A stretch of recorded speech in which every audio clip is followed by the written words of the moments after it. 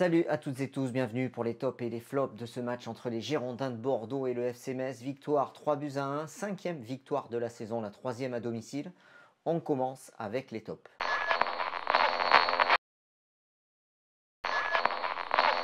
Premier top, Ricardo Mangas, le défenseur portugais des Girondins de Bordeaux, était au poste de piston gauche. Il a été buteur dans cette partie, mais surtout il n'a pas économisé ses efforts, multipliant les courses offensives et il a été récompensé par ce but égalisateur, plein d'opportunisme. Il reprend de voler un ballon perdu dans la surface de réparation par la défense adverse et surtout, on peut remarquer dans ce match qu'il a soigné son replacement défensif et sa transmission de balles. Autre top dans ce match, c'est Jean Onana, l'international camerounais lui aussi, aligne les prestations, les bonnes prestations, match après match. Et c'est vrai que dans cette rencontre aussi, il a gagné beaucoup de duels, du jeu vers l'avant et toujours une qualité de balle, une qualité de passe qui est soignée de la part de Jean Onana. Et ça apporte toujours beaucoup au jeu des Girondins. Un autre joueur, on peut souligner sa partie, c'est Mbaye Niang, titularisé. C'est rare cette saison que Mbaye Niang soit titularisé à la pointe de l'attaque. Il était associé avec Wang, avec derrière eux Dilrosun, et Mbaye Niang a marqué, il a débloqué son compteur but dans cette Ligue 1. Beaucoup de duels gagnés, plus d'une dizaine de duels gagnés pour Mbaye Niang. Malgré tout, beaucoup de ballons perdus en première mi-temps. Il est récompensé de son match et de ses efforts avec cette réalisation. Un autre joueur peut être récompensé et dont on peut souligner la prestation, c'est Wang Guizhou en larmes. Après son but, il a eu beaucoup d'émotions. Peut-être avait-il en tête son mauvaise défense sur l'ouverture du score du FC Metz. C'est lui sur son côté qui défend mal et qui laisse le joueur adverse centrer. Est-ce que c'est ça qui lui a donné l'émotion ou est-ce que c'est ce troisième but libérateur et la pression qui retombe après ce succès? On ne le sait pas. En tout cas, ça récompense un match plein de courage. À noter aussi la bonne deuxième mi-temps d'Ignatenko. Comme les autres joueurs, comme ses coéquipiers, il est passé au travers en première période.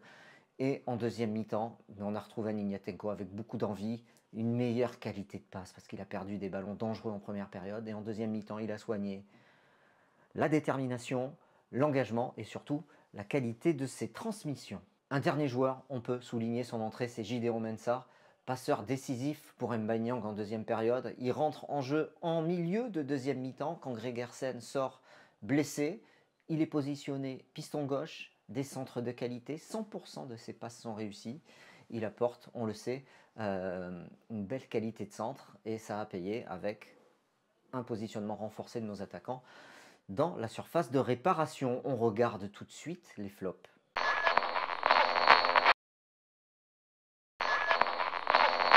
Premier flop dans cette partie, un joueur qui a été en dedans, à mon sens, c'est le capitaine Joshua Guilavogui, positionné dans l'axe de cette défense à 3. C'est la première fois cette saison qu'il joue dans cette position. On a l'habitude de le voir jouer plutôt au milieu du terrain. Une première mi-temps ratée. Dès qu'il a raté cette occasion de but en début de match, après il joue un petit peu à l'envers, il perd des ballons, il fait des mauvais choix, il revient sur le terrain en deuxième période avec d'autres intentions à l'image de toute l'équipe et il apporte beaucoup plus d'assurance et beaucoup plus de qualité dans ses transmissions de balles. Il faut dire qu'il a été assez peu mis en danger par les attaquants adverses. Un autre joueur est décevant sur cette rencontre, en tout cas moi je trouve qu'il y a quelque chose qui manque chez ce joueur, c'est Javairo Dilrosun, titularisé lui aussi derrière les deux attaquants, derrière Wang et derrière Mbaye Niang. Dilrosun a une qualité de passe qui laisse à désirer. Pourquoi? Parce qu'il perd presque un ballon sur deux et surtout, il fait souvent des choix individuels. Il n'arrive pas à servir proprement ses partenaires. Alors oui, il apporte de la dynamique, il apporte des courses vers l'avant. Par contre, ça n'aboutit jamais à une passe propre pour ses coéquipiers. Néanmoins, on peut noter que c'est une de ses actions où il rate sa passe qui est contrée, qui amène le but de Mangas pour les Girondins et cette égalisation. Voilà, c'est terminé pour les tops et les flops. Je vous dis à bientôt sur Web Girondins. Bye bye.